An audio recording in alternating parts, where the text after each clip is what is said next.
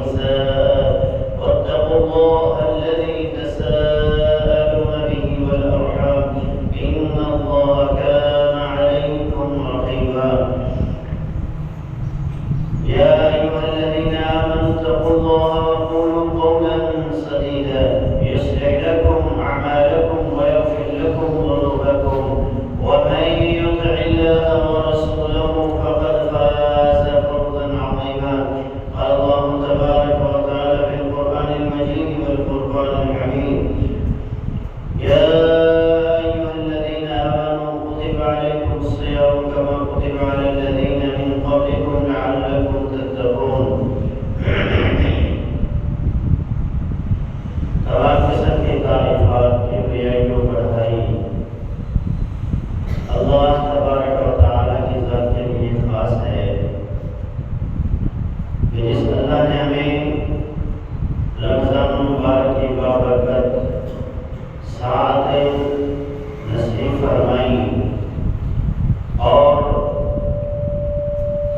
ان ساعتوں میں ان گھڑیوں میں اپنی عبادت کرنے کی توفیق بخشی اللہ تبارک و تعالیٰ ہماری عبادات کو اپنی بارگاہ کے اندر شرف و قبولیت سے نوازے درود و سلام امام الانبیاء سید الانبیاء جناب محمد رسول اللہ صلی اللہ علیہ وسلم کی ذات اقدس کا حوالہ رمضان مبارک میں ہم نے نیکیوں کا ایک سلسلہ جاری و ساری کیا جس میں تلاوت قرآن بھی تھی تلاوت قرآن ہم خود بھی کرتے اور رات کو قیام اللیل میں نماز تراویح میں قرآن سنتے بھی صدقات و خیرات بھی ہم نے کیے زکوٰۃ کی صورت میں اور عام صدقے کی صورت میں ہم نے اپنے دوستوں کی غربا کی سحریاں اور افطاریاں بھی کروائی ہوں گی اسی طرح نمازوں کی ہم نے پابندی کی اور بھی کئی عبادات جن کے اوپر ہم نے مسلسل ان کے اوپر ہمیشگی بھی کی اور کوشش کی کہ ان میں سے کوئی عبادت رہے نیکیوں کا یہ سلسلہ جو ہے یہ صرف رمضان مبارک تک محدود نہیں ہے بلکہ ہر مہینے میں اور ہر دن یہ عبادت ہمیں کرنی چاہیے نیکیوں کا یہ سلسلہ رکنا نہیں چاہیے جو سلسلہ ہم نے جاری و ساری کیا ہے اسے اللہ کی توفیق اور اس کی رحمت کے ساتھ جاری و ساری رکھنا چاہیے اللہ رب العالمین نے سورہ المؤمنون میں اپنے کامیاب بندوں کا یہاں ذکر کیا ہے تو ان کی ایک صرف وہاں یہ بھی بیان کرنا ہے قد افلح المؤمنون وہ مومن کامیاب ہو گئے آگے ان کی صفات ہیں کہ الذین هم علی صلاتهم دائمون جو اپنی نمازوں پر اپنی عبادات پر ہمیشگی کرتے ہیں تو جو عبادتیں ہم نے جس طرح ہم نے عبادتیں رمضان مبارک میں کی ہیں آپ اسی سلسلے کو جاری و ساری رکھتے ہیں جو ایک ماہ کی اللہ نے ہمیں پریکٹس کروائی ہے اس پریکٹس کو ہم نے اب عملی جامعہ بناتے ہوئے اس کے اندر کسی قسم کی کوئی کمی نہیں ڈالی اس سلسلے کو پورا سال جاری و ساری رکھتے ہیں صحیح البخاری کی ایک حدیث ہے جس میں رسول اللہ صلی اللہ علیہ وسلم نے ارشاد فرمایا احب الاعمال الی اللہ ادومها وان قل کہ لوگوں اللہ کو وہ اعمال بہت زیادہ پسند ہیں جو اگرچہ کم ہی کیوں نہ ہو لیکن وہ ہمیشہ کیے ایسے اعمال جو انسان مسلسل کرتا ہے وہ اللہ کو بڑے پسند ہیں چاہے وہ تھوڑا سا عمل ہی کیوں ایسا عمل اللہ کو پسند نہیں ہے جس میں انسان ایک دفعہ تو بہت زیادہ کرے اور پورا سال یا پورا مہینہ پھر وہ اس عمل کو کرے ہی نہ وہ اللہ کو عمل پسند نہیں اللہ کو وہ عمل پسند ہے چاہے وہ کم ہو لیکن ہمیشہ کیا جانے والا اور ایسے عمل بھی اللہ رب العالمین کو پسند نہیں ہے کہ جن کے کرنے کے بعد انسان اس عمل سے غافل ہو جائے اور ایسا عمل بھی اللہ تبارک و تعالیٰ کو پسند نہیں ہے کہ جس عمل کے کرنے کے بعد انسان اس عمل کے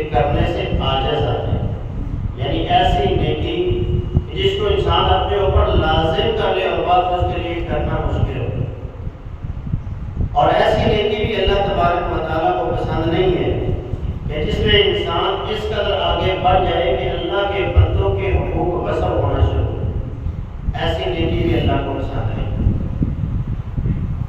رسول اللہ صلی اللہ علیہ وسلم مسجد میں تشریف لائے، آپ نے دیکھا کہ مسجد میں رسیاں لٹک رہی ہیں، تو آپ نے فرمایا یہ رسیاں کیوں لٹک رہی ہیں؟ بتایا کہ اللہ کے رسول صحابہ کا شوق عبادت ایسا ہے کہ جب وہ تھک جاتے ہیں عبادت کر کر کے کھڑے نہیں ہو پاتے پھر وہ ان رسیوں کا سہارا لیتے ہیں۔ اتنا لمبا قیام، اتنا لمبا قیام۔ نبی علیہ السلام نے فرمایا ان رسیوں کو کاٹ دو، ان رسیوں کو کاٹ دو، کیونکہ ان اللہ لا یمل حتی تملوا، اللہ نہیں تھکے تم تھک جاؤ۔ ایسی عبادت مت کرو جس کے کرنے سے تم عاجز آ جاؤ۔ ان احب الاعمال الی اللہ ادومها وان قل، اللہ کو تو وہ اعمال پسند ہیں چاہے وہ تھوڑے ہوں لیکن اس کے اوپر ہمیشہ۔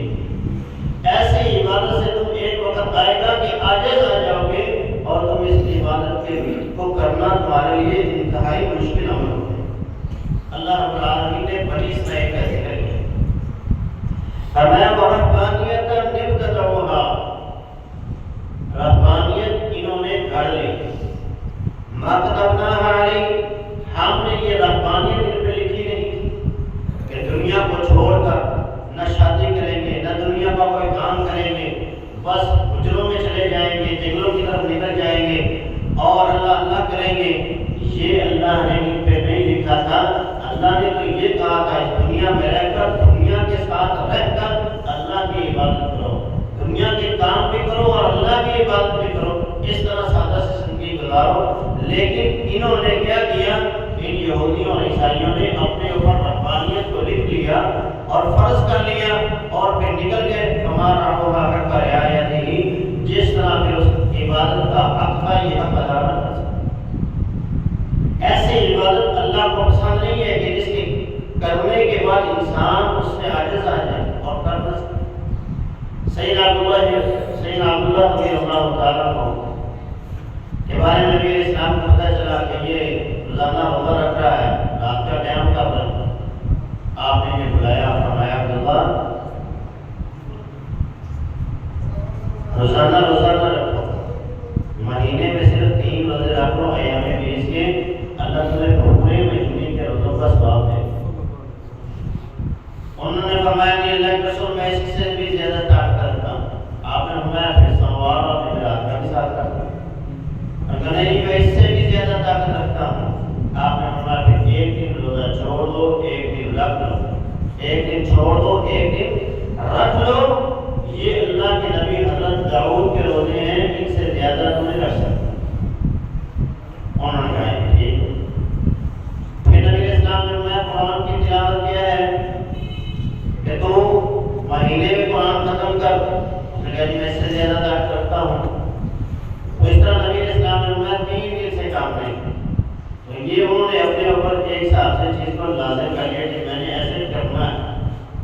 اب جب بوڑھے ہو گئے تو پھر کہا کرتے تھے کاش میں نے اللہ کے رسول صلی اللہ علیہ وسلم کی دی ہوئی رعایت کو لے لیا ہوتا اور آج اس مشکل میں نہ پڑتا۔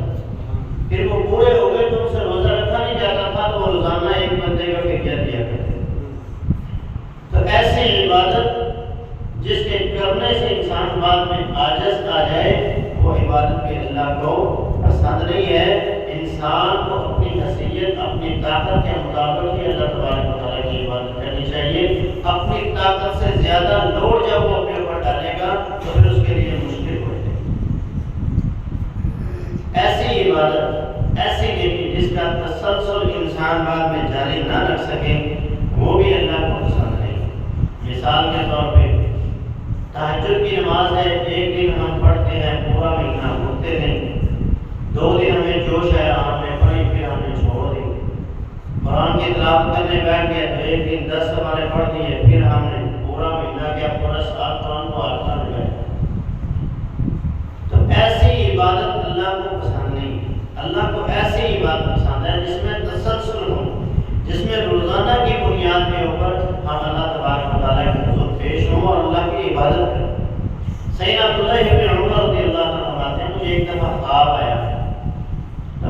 خواب میں دیکھا کہ مجھے 2 آدمیوں نے پکڑا ہے اور ایک کنویں کے پاس لائے ہیں، تو میں نے اس کنویں میں جھانک کر دیکھا تو وہاں آگ تھی۔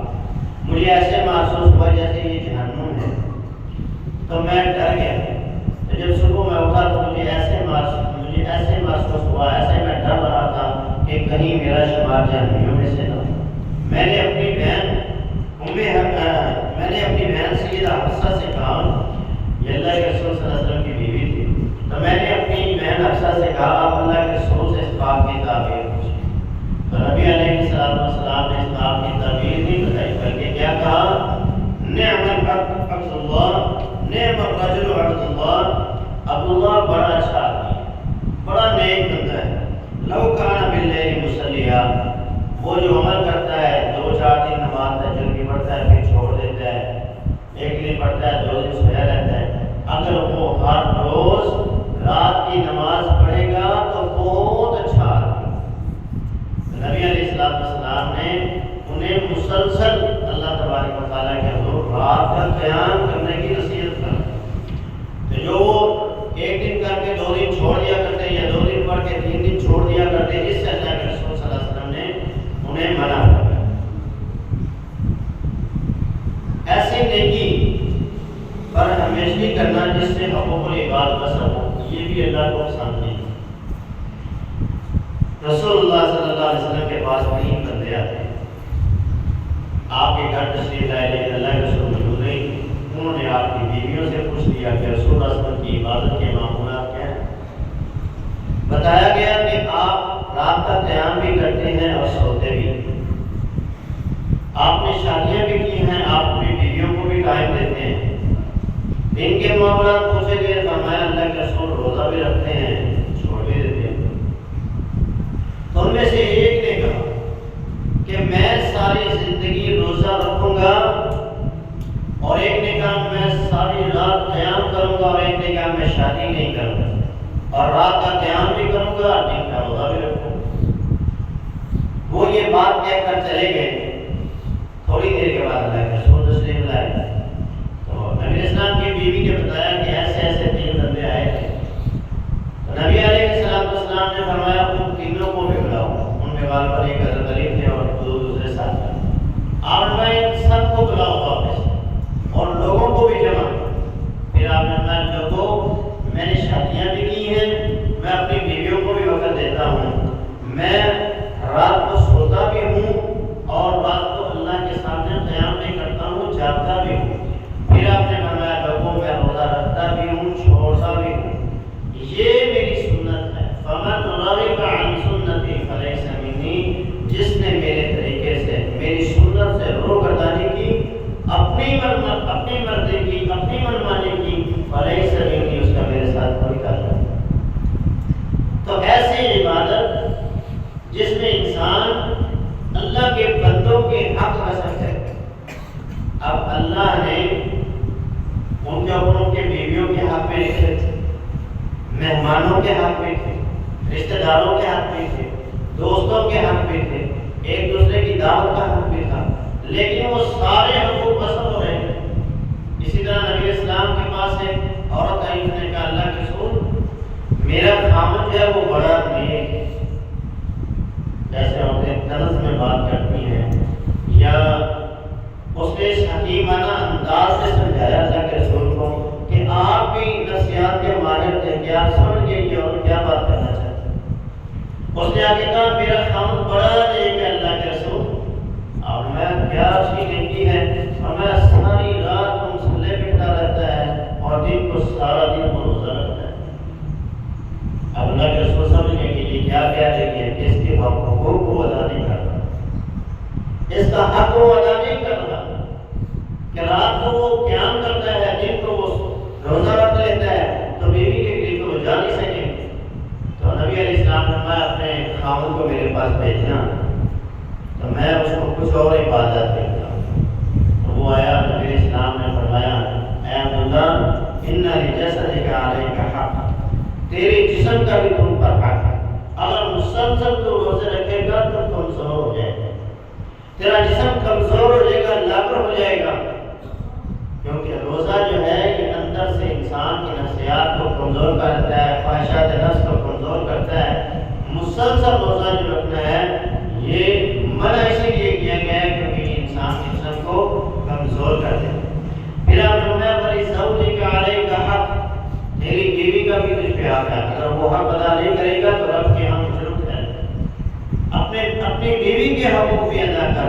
وَلِزَوْجِكَ عَلَيْكَ حَقٌّ، تیرے مہمانوں کا بھی تجھ پہ حق ہے، جو مہمان تیرے پاس آتے ہیں ان کے پاس بیٹھنا، ان کے ساتھ کھانا، ان کے ساتھ وقت گزارنا، یہ بھی تیرا حق ہے۔ یہ نہیں کہ ساری رات اللہ اللہ کرتا ہے اس کے بعد روزہ رکھتے تو اپنے لوگوں کے حقوق ادا کرتا ہے۔ میں ان سب کے حقوق ادا کر، یہ بھی اللہ کی بیوی کے ساتھ ملنا، بیوی کے ساتھ سونا، فرمایا نبی علیہ السلام نے حتیٰ کہ بیوی کے منہ میں ایک لقمہ بھی انسان ڈالتا ہے اس پر بھی اللہ بندے کو صدقے کا اجر دیتا ہے۔ صحابہ نے کہا اللہ کے رسول بیوی سے ملنے پر بھی اجر ملتا ہے؟ آپ نے فرمایا ہاں، جس طرح غیر عورت کے ساتھ جب ملتا ہے تو اس کو گناہ ہوتا ہے، اسی طرح اپنی بیوی کے ساتھ جب ملتا ہے تو اللہ اس پہ اسے صدقہ نیکی عطا کرتا ہے۔ تو وہ عبادات، وہ نیکیاں جس میں انسان اللہ کے حق، اللہ کے بندوں کے حق کو بسر کر دے، وہ نیکی بھی اللہ کے ہاں قابل قبول نہیں ہے۔ اللہ کو ایسی نیکی پسند ہے جو اعتدال کے ساتھ ہو، اللہ کے حق بھی ادا ہو رہے ہوں، بندوں کے حق بھی ادا ہو رہے۔ ایسی نیکی جس پر انسان کو کرنے کے لیے مشقت نہ ہو بلکہ آسانی سے وہ نیکی کر لے، کوئی مشکل نہ ہو اسے، اور ایسی نیکی اللہ کو پسند ہے جو وہ مسلسل کرے اور اس کے اندر کسی قسم کی وہ کمی اور کوتاہی نہ ہو۔ آپ رسول اللہ صلی اللہ علیہ وسلم کی زندگی کو دیکھیں کہ وہ کیسے اپنی نیکیوں کے اوپر ہمیشگی کرتے تھے، جو عمل کرتے تھے وہ ہمیشہ کے لیے کرتے تھے۔ رسول اللہ صلی اللہ علیہ وسلم تشریف فرما تھے، ایک کافلہ آپ کے پاس آیا، ظہر کا وقت تھا۔ اللہ کے رسول صلی اللہ علیہ وسلم ان سے باتوں کے اندر مشغول ہو گئے، انہیں دعوت و تبلیغ کا کام کرتے رہے حتیٰ کہ عصر کی نماز کا وقت ہو اور آپ ظہر کی سنتیں پڑھنا ظہر کی 2 سنتیں پڑھنا بھول گئے تو نبی علیہ السلام کو یاد آیا عصر کے بعد کہ میری ظہر کی 2 سنتیں رہتی ہیں۔ تو نبی علیہ السلام نے ظہر کی ان 2 سنتوں کو عصر کے بعد ادا کیا۔ پھر مانی فرماتی ہیں میں نے نبی علیہ السلام کو ہمیشہ دیکھا کہ آپ ان 2 رکعتوں کو عصر کے بعد پوری زندگی پڑھتے ہیں، یعنی ظہر کی 2 سنتیں رہ گئی لیکن عصر کے بعد پڑھی۔ اب عصر کے بعد اللہ کے رسول روزانہ 2 رکعت پڑھاتے ہیں، تو یہ نبی علیہ السلام کی سیرت ہے۔ عصر کی نماز کے بعد اور فجر کی نماز کے بعد احادیث میں آتا ہے کہ نفل نماز پڑھنا یہ منع ہے، لا صلاۃ بعد العصر، لا صلاۃ بعد الفجر۔ فجر کی نماز کے بعد اور عصر کی نماز کے بعد نوافل پڑھنا منع ہے۔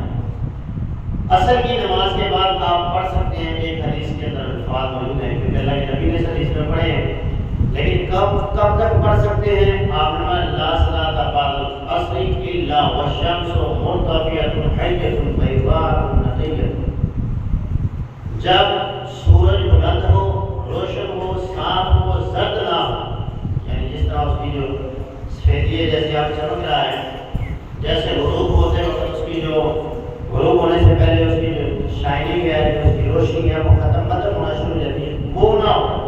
یعنی عصر کے بعد آدھا گھنٹے تک آپ پونے گھنٹے تک جو ہماری عصر کی نماز ہوتی ہے، دوسرے مثالیں کی وہ پہلے پونا گھنٹہ تقریباً لیٹ پڑھتے ہیں، ان کے بعد نہیں پڑھ سکتے آپ۔ ہماری عصر کی نماز جو 4 بجے ہوتی ہے، 3:45 بجے کچھ لوگ پڑھتے ہیں، 3:45 پڑھتے ہیں، 4 بجے پڑھتے ہیں، تو 4 بجے سے لے کر 4:45 تک جو ہے نا آپ جو ہے وہ نماز پڑھ سکتے ہیں۔ ان کی اذان کے بعد، ان کی نماز کے بعد آپ جو ہے جو عصر کے بعد جو نوافل ہے وہ نہیں پڑھ سکتے، کیونکہ اس وقت سورج جو ہے اس کی جو روشنی ہے وہ ختم ہونا شروع ہو جاتی ہے، وہ مدھم ہونی شروع ہو جاتی ہے۔ تو جب تک وہ صاف ہے، بالکل واضح ہے، اس وقت تک بلند ہے، اس وقت تک آپ عصر کے بعد نماز پڑھ سکتے ہیں۔ نماز فجر کی سنتیں اور صلاۃ الوتر جو ہے یہ نبی علیہ السلام نے کبھی سفر میں بھی نہیں چھوڑا۔ رکعتي الفجر خیر من الدنیا وما فیہا، یہ اتنی عظیم دو سنتے ہیں، دو رکھتے ہیں کہ آپ نے فرمایا دنیا اور دنیا میں جو کچھ ہے، دنیا جس پہ سورج طلوع ہو رہا ہے، ہر وہ چیز جس پر سورج طلوع ہو رہا ہے، اس سے یہ دو رکھتے قیمتی ہیں۔ دنیا کا امیر ترین انسان ہے وہ جو صبح فجر کی دو سنتیں ادا کرتا ہے۔ فجر کی دو سنتیں جو ہیں اگر کسی بندے کی رہ جاتی ہیں اور وہ مسجد میں آتا ہے، آگے جماعت کھڑی ہو جاتی ہے، تو وہ دو سنتیں فجر کی نماز کے فوراً بعد ادا کر سکتے ہیں۔ نبی اسلام نے سلام پھیرا نماز سے، تو ایک بندہ کھڑا ہو گیا، اس نے دو رکعتیں پڑھی، تو آپ نے فرمایا کیا فجر کی جو فرض ہے وہ زائد ہو گیا؟ انہوں نے کہا نہیں جی، میری جو دو رکعتیں پہلے والی تھی وہ رہ گئی تھی، تو آپ نے اس پہ خاموشی اختیار کر، یعنی ایسا عمل جس پر اللہ کے رسول خاموشی اختیار کریں یا اس کی وضاحت فرما دیں کہ یہ عمل بڑا اچھا ہے، تو اس عمل کو کیا جا سکتا ہے، وہ سنت عمل کہتا ہے، وہ سنت کا درجہ رکھتا ہے، کیونکہ اللہ کے نبی صلی اللہ علیہ وسلم نے اس پر خاموشی اختیار کی ہے اور آپ نے اس عمل کی وضاحت کر دی۔ صلاۃ الفطر جو ہے یہ رات کی نماز ہے، یعنی تہجد کی نماز آپ سے کہہ رہے ہیں۔ اگر کوئی بندہ نہیں پڑھ سکتا عشاء کی تہجد کی نماز، تو اس کو چاہیے کہ وہ عشاء کی نماز کے ساتھ ہی وتر پڑھ کر سکے۔ حضرت ابو ہریرہ رضی اللہ عنہ سے آپ نے فرمایا تھا اوتر قبل ان تنام، تو جو ہے رات کو اگر نہیں اٹھ سکتا تو عشاء کے ساتھ ہی وتر پڑھ کے سکے۔ کیوں؟ ان اللہ وتر یحب الوتر، کیونکہ اللہ پاک ہے، وتر ہے، اور وتر کو اللہ پسند ہے، اس لیے وتر کی نماز کو اور فجر کی دو سنتوں کو کبھی بھی مت چھوڑیں، کبھی بھی مت چھوڑیں، کیونکہ آپ نے یہ نماز سفر میں بھی نہیں چھوڑی۔ سفر میں حالانکہ نماز آدھی ہو جاتی ہے، فرض کم ہو جاتے ہیں، لیکن اللہ کے رسول صلی اللہ علیہ وسلم نے ان دو نمازوں کو، یعنی فجر کی دو سنتیں اور صلاۃ الفطر، آپ نے اسے کبھی سفر میں نہیں چھوڑا، آپ اس میں پیش کیجیے۔ عذاب قبر کی دعا سیدہ عائشہ رضی اللہ عنہا فرماتی ہیں میرے پاس ایک یہودی عورت آئی، اس یہودیہ عورت نے مجھے کہا کہ مجھے کھانے کے لیے کچھ دو، تو میرے پاس جو تھا میں نے اسے دے دیا، تو اس نے جاتے ہوئے مجھے کہا کہ اللہ تجھے عذاب قبر سے محفوظ ہو۔ تو میں نے تعجب کیا کیا عذاب قبر بھی ہوتا ہے؟ تو میں نے اسے پورا پڑا بھی کہا کہ تم لوگ ہیں ایسے ہو، ایسی ایسی باتیں بناتے ہیں۔ وہ عورت چلی گئی، ہمارا اللہ کے رسول آئے، تو میں نے اللہ کے رسول صلی اللہ علیہ وسلم سے سارا واقعہ بیان کیا کہ ایسے ایسے آج واقعہ پیش آئے۔ تو آپ سے میں نے پوچھا عذاب و قبر حق، کیا قبر کا عذاب حق ہے؟ تو آپ نے فرمایا ہاں، عذاب و قبر حق، قبر کا عذاب حق ہے۔ سیدہ فرماتی ہیں ما رأیت رسول اللہ صلی اللہ علیہ وسلم صلی صلاۃ الا تعوذ من عذاب القبر، اس کے بعد میں نے کبھی نبی اسلام کو ایسی نماز پڑھتے ہوئے نہیں دیکھا جس میں اللہ کے رسول صلی اللہ علیہ وسلم نے عذاب قبر سے اللہ کی پناہ طلب۔ آپ ہر نماز میں پھر یہ دعا پڑھا کرتے تھے اللہم انی اعوذ بک من عذاب جہنم واعوذ بک من عذاب القبر واعوذ بک من فتنة المسیح الدجال واعوذ بک من فتنة المحیا والممات اللہم انی اعوذ بک من المعصم والقبر۔ آپ صحابہ سے کہا کرتے تھے چار چیزوں سے اللہ کی پناہ طلب کرو نماز میں، بعض اس میں 5 آتا ہے، بعض میں 4۔ اس میں کیا ہے؟ عذاب جہنم سے اللہ کی پناہ طلب، قبر کے عذاب سے اللہ کی پناہ طلب۔ قبر کا عذاب، جہنم کا عذاب ہم میں سے کوئی برداشت نہیں کر سکتا، ہم تو اللہ کے کمزور بندے ہیں، اس لیے ہر نماز میں اللہ تبارک و تعالیٰ سے عذاب قبر کی پناہ۔ عذاب قبر، قبر کا ایک سانپ، ایک بچھو اس قدر زہریلا ہے کہ اللہ کے رسول فرماتے ہیں اگر وہ نکل کر زمین پر پھونک مار دے تو زمین کا سارا سبزہ کر دے، اگر وہ زمین کو ڈس دے تو زمین کے تمام پھل، تمام پانی کڑوے ہوئے، اتنے زہریلے ہیں۔ جہنم کا عذاب کتنا سخت ہے، آپ نے جہنم کی، جہنمیوں کی جو پیپ ہے، ان کے زخموں سے جو نکلنے والا کچھ لہو ہے، گندا خون ہے، کا ایک قطرہ زمین پر گرا دیا جائے تو مشرق سے مغرب تک جتنی چیزیں ہیں وہ اس کی بدبو سے ختم ہو۔ آپ نے فرمایا اگر جہنم کو ایک سوئی کے نکے کے برابر سوراخ کر دیا جائے تو مشرق سے مغرب تک جتنی چیزیں ہیں سب اس کی تمش سے پگھل گئی۔ اس قدر وہ سب چیزیں ہیں، ان سے ہم نے نماز کے اندر اللہ سے پناہ طلب کرنی ہے کہ اللہ ہمیں ان چیزوں سے نہ روکے۔ تو نبی علیہ السلام اس دعا کو ہمیشہ اپنی نماز میں پڑھا کرتے تھے، تو آپ بھی اس دعا کو یاد کریں اور اس کو اپنی نماز کے آخری تشہد میں درود کے بعد اس دعا کو پڑھیں۔ یہ نبی اسلام کی مسنون دعا ہے جو ہم ربی جعلنی مقیم الصلاۃ یہ والی دعا پڑھتے ہیں، ربی جعلنی مقیم الصلاۃ ومن ذریتی، یہ مسنون دعا نہیں، یہ قرآنی دعا ہے۔ اس کے الفاظ بڑے جامع ہیں، اس لیے علماء نے اس کو نماز کے اندر رکھا ہوا ہے کہ ربی جعلنی مقیم الصلاۃ ومن ذریتی ربنا وتقبل دعا، اے اللہ مجھے نمازی بنا، میری اولاد کو نمازی بنا، میری دعا کو قبول فرما لے۔ ربنا اغفر لی ولوالدی وللمؤمنین یوم یقوم الحساب، اللہ مجھے معاف فرما، میرے والدین کو معاف فرما، دنیا کائنات کے تمام مومنوں کو معاف فرما۔ اس کے الفاظ بڑے جامع ہیں، بڑی زبردست دعا ہے، لیکن یہ مسنون نہیں ہے، اللہ کے رسول اس دعا کو پڑھا نہیں کرتے۔ آپ پہلے مسنون دعائیں پڑھیں، اس کے بعد جو دعا آتی ہے آپ وہ دعا اپنے نماز کے تشہد میں پڑھ سکتے ہیں۔ نبی علیہ السلام اپنے اعمال کے اوپر ہمیشگی کیا کرتے اور لوگوں کو بھی ہمیشگی کی رغبت دلایا۔ ایک حدیث میں آپ نے ارشاد فرمایا من صلی 40 لیلۃ فی جماعت، جو بندہ جماعت کے ساتھ 40 دن یا 40 راتیں بعد اس کے اندر آتا ہے، 40 دن باجماعت نماز ادا کرتا ہے، کتب لہ براءۃ من النار و براءۃ من النفاق، اللہ اس بندے کو دو آزادیاں عطا فرماتے ہیں۔ ایک آزادی اللہ اس کو جہنم سے عطا فرماتے ہیں اور ایک آزادی اللہ اس کو نفاق منافقت سے عطا فرماتے ہیں۔ 40 دن نماز پڑھنا باجماعت یہ کوئی معمولی عمل نہیں، آپ تجربہ کریں، کبھی پڑھ کر دیکھیں کہ پڑھی جاتی ہے۔ ہم علماء لوگ، ہماری ڈیوٹی ہوتی ہے نمازوں کی، لیکن باوجود اس کے ہم بھی باجماعت 40 دن نماز نہیں ادا کر سکتے۔ کبھی کام پڑ جاتا ہے، کبھی کسی مسئلے میں درس ہوتا ہے یا کسی سفر میں ہم چلے جاتے ہیں یا ادھر ادھر ہو جاتے ہیں، کوئی نہ کوئی مسئلہ بن جاتا ہے کہ وہ 40 دن کی نمازیں جو ہے نا وہ واجبات ادا کرنا بہت مشکل ہے۔ تو جو بندہ یہ عمل کر لیتا ہے وہ بندہ 2 چیزیں حاصل کر لیتا ہے۔ اب 40 دن کا یہ حصہ نبی علیہ السلام نے کیوں رکھا ہے؟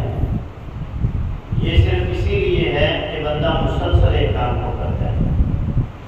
یہ رغبت ہے کہ بندہ 40 دن جب مسلسل کسی کام کو کرے گا تو 41ویں دن وہ خود بخود اس کام کو کرنے کے لیے شروع ہو جائے گا۔ اللہ نے رمضان میں ہم سے پورا مہینہ ہم سے عبادت کر، ہم نے باجماعت نماز ادا کی، تہجد پڑھی، قیام اللیل نماز تراویح ہے، روزے رکھے۔ یہ تمام کام کرنے کے بعد بھی اگر ہم باجماعت نماز ادا نہ کر سکیں، رات کا قیام نہ کر سکیں، ہم بعد میں روزے نہ رکھ سکیں، تو یہ سمجھ لیں کہ ہماری جو کوشش ہے وہ کسی کام کی نہیں۔ نبی علیہ السلام نے فرمایا جو بندہ رمضان کے روزے رکھ لیتا ہے، اس کے بعد 6 روزے شوال کے رکھتا ہے، اس کے بعد 6 روزے وہ شوال کے رکھ لیتا ہے، وہ ایسے ہی ہے جیسے اس نے پورا سال رمضان کے روزے رکھے، پورا سال ہی اس نے روزوں کے اندر گزار دیا۔ اس حساب سے 30 یہ ہوتے ہیں اور 6 وہ ہوتے ہیں، ہر نیکی 10 کے برابر ہوتی ہے، 36 کو 10 سے ضرب دیں تو 360 ہوتا ہے۔ یعنی انسان پورا سال ایسے ہی ہے جیسے وہ روزوں کے اندر گزار دیتا ہے۔ تو شوال کے روزے آپ کس طرح رکھ سکتے ہیں؟ اس کا ایک طریقہ تو یہی ہے کہ آپ مسلسل 6 کے 6 روزے رکھیں۔ ایک طریقہ یہ ہے کہ سوموار اور جمعرات کا روزہ آپ رکھیں، ایک تو سوموار اور جمعرات کے روزے کا ثواب ملے گا اور ایک شوال کے روزے کا ثواب۔ ایک طریقہ یہ بھی ہے کہ آپ 3 روزے ایام 20 کے رکھیں، یعنی ایک چاند کی 13، 14 اور 3 روزے یہ رکھ لیں اور 2 روزے آپ 3 روزے آپ کسی اور دن میں رکھ لیں، تو آپ کے یہ ایام 20 کا بھی آپ کو ثواب مل جائے گا، شوال کے روزوں کا بھی ثواب آپ کو مل جائے گا۔ تو یہ روزے آپ مت چھوڑیں، کیونکہ ایک نفلی روزہ اللہ کے یہاں کتنا اجر ہوتا ہے۔ نفلی روزے کی بات کر رہا ہوں، فرضی روزے کا اجر کوئی فرشتے لے کے نہیں سکتے نا۔ فرشتے جب کہتے ہیں اللہ اس کا کیا اجر لکھے، تو اللہ فرماتا ہے الصوم لی وانا اجزی بہ، روزہ اس نے میرے لیے رکھا ہے اور اس کی جزا بھی میں ہی دوں گا، تم اس کا بدلہ نہیں دے سکتے، اس کا ثواب نہیں لکھ سکتے۔ زیادہ لکھ کر میرے بندے نے روزہ رکھا ہے تو فرشتے لکھتے ہیں اللہ تیرے بندے نے روزہ رکھا ہے۔ نفلی روزے کی فضیلت یہ ہے، اللہ کے رسول نے فرمایا کہ جب کوئی بندہ نفلی روزہ رکھتا ہے، ایک دن کا نفلی روزہ رکھتا ہے، تو اسے 70 سال کی مسافت جہنم سے دور کر دیا جائے گا۔ ایک حدیث میں آتا ہے اسے جہنم سے 100 سال کی مسافت دور کر دیا جائے گا۔ ایک حدیث میں آتا ہے اسے جہنم سے 3 خندقیں دور کر دیا جاتا ہے، 3 خندقیں، اور ایک خندق کا فاصلہ ایسے ہے جیسے زمین سے آسمان کا فاصلہ، اور زمین سے آسمان کا فاصلہ کتنا ہے؟ اللہ کے رسول نے فرمایا وہ 500 سال کا فاصلہ۔ اب ایک بندے کو ایک نفلی روزے کی وجہ سے جہنم سے 1500 سال کی مسافت دور کر دیا جائے۔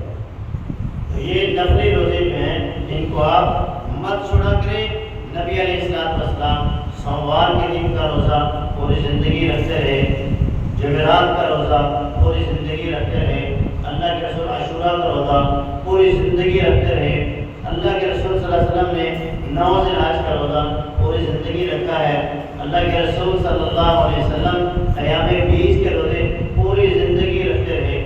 جب آپ اس عمل کو کرتے رہیں گے تو ایک طرف اسلام کی سنت زندہ ہوگی اور دوسرا نبی علیہ السلام نے جو روزوں کے فضائل بیان فرمائے ہیں وہ بھی اللہ ہمیں عطا فرمائے۔ تو کوئی بھی عبادت ہے اس کو آپ نے پوری زندگی کرنا ہے۔ وَاعْبُدْ رَبَّكَ حَتَّىٰ يَأْتِيَكَ الْيَقِينُ، اللہ فرماتا ہے اپنی عبادت کو جاری رکھو یہاں تک کہ تمہیں موت آئے۔ اب نماز جو ہم نے رمضان میں پڑھی ہے اس کا یہ مطلب نہیں ہے کہ رمضان کے بعد ہم نے نماز نہیں پڑھنی، باجوان تہجد ہم نے رمضان میں پڑھی ہے، تب اس کا یہ مطلب نہیں ہے کہ پورا سال ہم نے تہجد نہیں پڑھنی ہے۔ روزے رکھے ہیں تو اس کا یہ مطلب نہیں ہے کہ اب ہم نے پوری زندگی رمضان جو پورا سال جو ہے ہم نے روزہ نہیں رکھنا ہے۔ تو یہ عبادات آپ جاری و ساری رکھیں، یہ اللہ کا حکم ہے۔ وَاعْبُدْ رَبَّكَ حَتَّىٰ يَأْتِيَكَ الْيَقِينُ، اللہ کی عبادت کرتے رہو یہاں تک کہ موت آ جائے۔ رسول اللہ صلی اللہ علیہ وسلم نے فرمایا یہ رغبت ہے اللہ کے رسول صلی اللہ علیہ وسلم جو ہمارے اندر ہمیں دلا رہے ہیں اور ہمارے اندر جوش اور جذبہ پیدا کر رہے ہیں کہ ہم اللہ کی عبادت مسلسل کریں۔ نبی علیہ السلام نے فرمایا جو بندہ فرض نماز ادا کرتا ہے اور فرض نماز ادا کرنے کے بعد آیت الکرسی پڑھتا ہے، فرض نماز پڑھتا ہے اور ہر فرض نماز کے بعد آیت الکرسی پڑھتا ہے، اللہ رب العالمین کے پیارے حبیب نے فرمایا اس کے اور جنت کے درمیان صرف ایک چیز ہے اور وہ ہے موت، ایسے موت آئی ادھر کو جنت کے اندر ڈالیں۔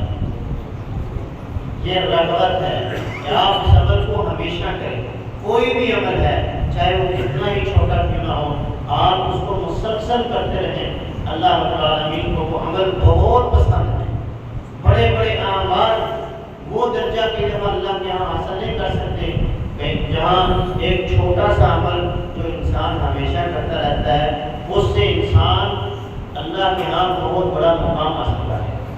جیسا کہ ایک حدیث میں آتا ہے اللہ کے رسول نے فرمایا میں نے معراج کی رات دیکھا، میں نے معراج کی رات جب میں جنت میں داخل ہوا تو میں نے اپنے آگے کسی کے چلنے کی آواز کو سنا، میں نے اپنے آگے جب کسی کی آواز کو سنا تو میں نے جبریل سے کہا جبریل مجھ سے پہلے جنت میں کون چل رہا ہے؟ تو فرمایا ہے اللہ کے رسول یہ جنت میں نہیں بلکہ زمین پر آپ کا ایک صحابی بلال ہے جو زمین پر چلتا ہے، اس کے چلنے کی آہٹ آپ کو اللہ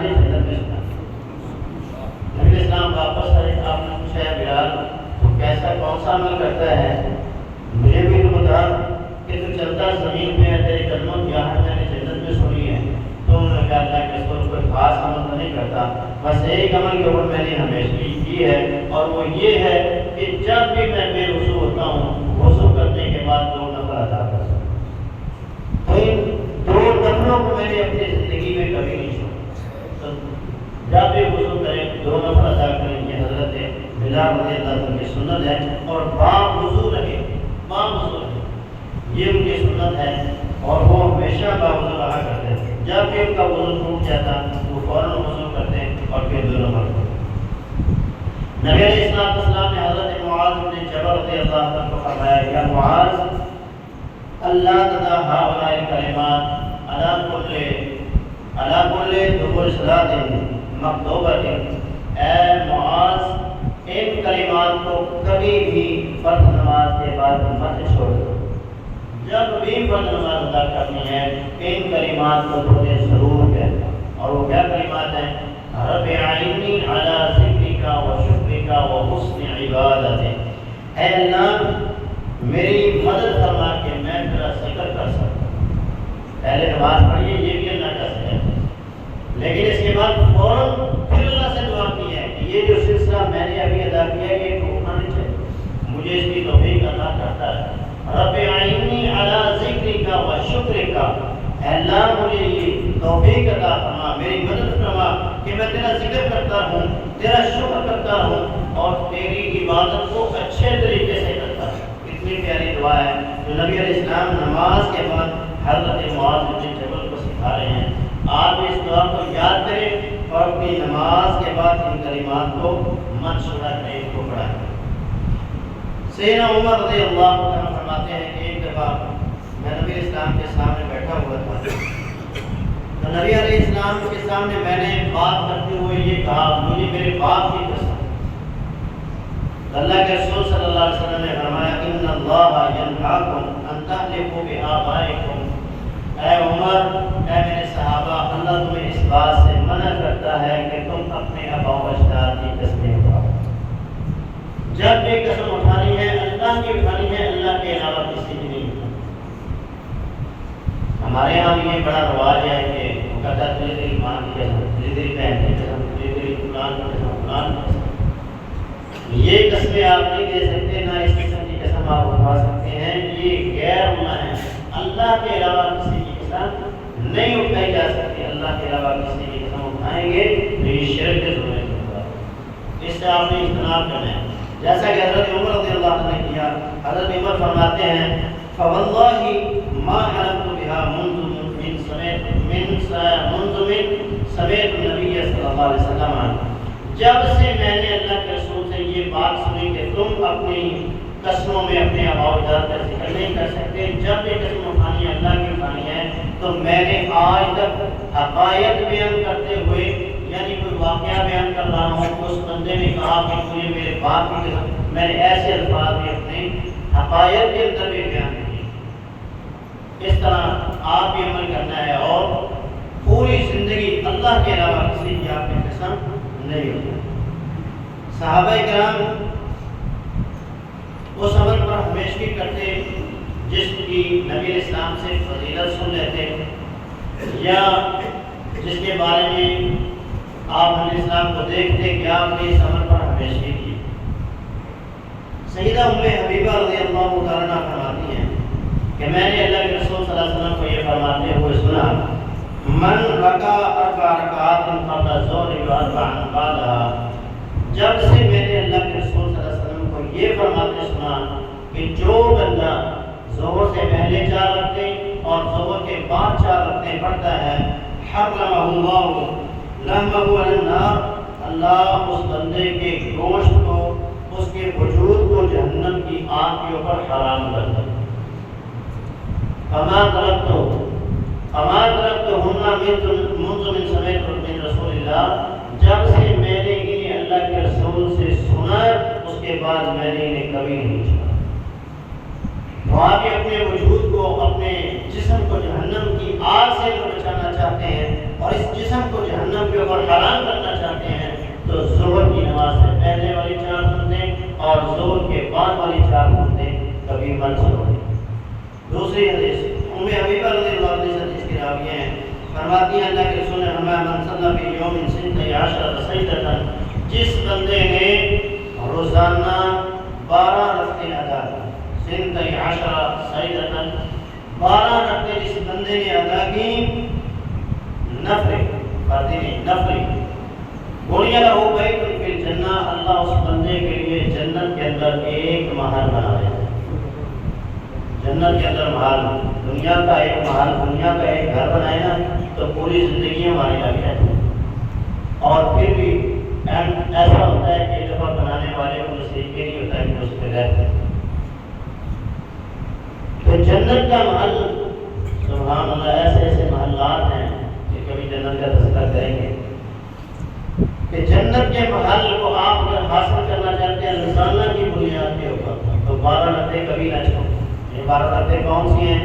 فجر کی 2 سنتیں، ظہر سے پہلے 4، ظہر کے بعد 2، مغرب کے بعد 2، عشاء کے بعد 2، یہ 12 رکعتیں ہیں، ان کو کبھی بھی اپنی زندگی میں مت چھوڑیں، روزانہ پڑھیں، اور روزانہ ایک محل، ایک گھر جنت کے اندر آؤ۔ اب اس حدیث کے جتنے راوی وہ کیا فرماتے ہیں؟ فما ترکتہن منذ سمعتہن من رسول اللہ، جب سے میں نے سنا اللہ کے رسول سے، میں نے اس کو کبھی نہیں چھوڑا۔ ام حبیبہ کہتے ہیں، اب ام حبیبہ سے سننے والے عنبسہ ہیں، وہ بھی یہی بات کہتے ہیں، جب سے میں نے ام حبیبہ سے سنا تو میں نے ان رقم کو کبھی نہیں چھوڑا۔ عنبسہ سے سننے والے عمر بن عوص ہیں، تو وہ کہتے ہیں میں نے بھی جب سے سنا میں نے بھی 12 رکعت کو کبھی نہیں چھوڑا۔ عنبسہ سے عمر بن عوص سے سننے والے نعمان بن سالم ہیں، تو نعمان بن سالم کہتے ہیں جب سے میں نے ان سے سنا، عمر سے سنا، تو میں نے بھی ان رکعتوں کو کبھی نہیں چھوڑا، اور ہمیں بھی چاہیے کہ ہم ان رکعتوں کو کبھی نہیں چھوڑیں۔ ہماری شہر کی ایک مسجد ہے، غلام باری صاحب ماشاءاللہ اس مسجد کو بنا رہے ہیں، اس مسجد کی جامع مسجد جتنی باغ والی یہ مسجد ہے، اس مسجد کی جب بنیاد رکھی گئی، ان کے لیے بھی یہ بہت بڑا اعزاز ہے کہ اللہ نے یہ مسجد بنانے کی توفیق بخشی ہے۔ جب اس مسجد کی بنیاد رکھی جا رہی تھی تو حکیم صادق سیال فضل رحمۃ اللہ علیہ نے کہا تھا کہ اس مسجد کی بنیاد وہ بندہ رکھے گا جس بندے نے عصر کی نماز کبھی نہ چھوڑی ہو جماعت سے۔ تو ایک بندہ کھڑا ہوا، اس نے کہا حکیم صاحب پھر آپ اس مسجد کی بنیاد رکھیں، کیونکہ میں نے آج تک آپ کو عصر کی سنتے بھی کبھی چھوڑتے ہوئے نہیں، تو آپ اس مسجد کی بنیاد رکھیں۔ اس طرح آپ سنتوں کے اوپر عمل کریں، اپنی عبادات کے ساتھ منسلک ہوں، ان کو چھوڑے مت، ترک مت کریں۔ یہ ہمارے ہاں بڑا اہل حدیثوں کے اندر زندہ رواج آ گئے ہیں کہ یہ سنت کو اہمیت دینا چھوڑ دیں، کہتے سنت یہ تو ہے کیا؟ آپ دیکھیں کتنے بڑے اجر سے محروم ہو رہے ہیں۔ روزانہ ایک محل جنت کے اندر اپنے جسم کو جہنم کی آگ سے بچانے سے محروم ہو گئے۔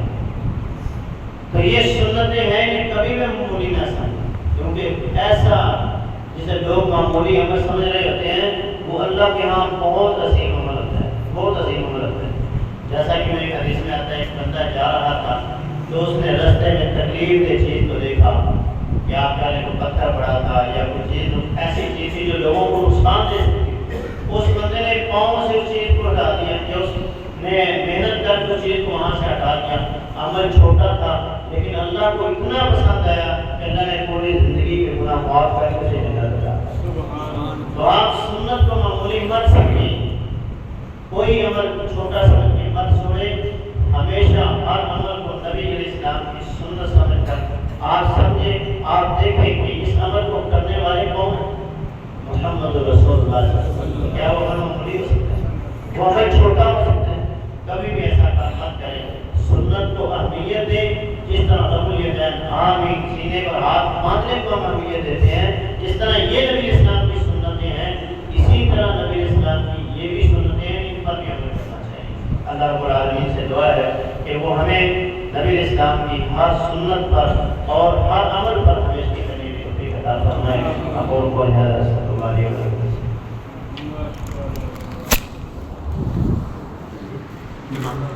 नहीं ठीक है रिकॉर्डिंग हो रही है वो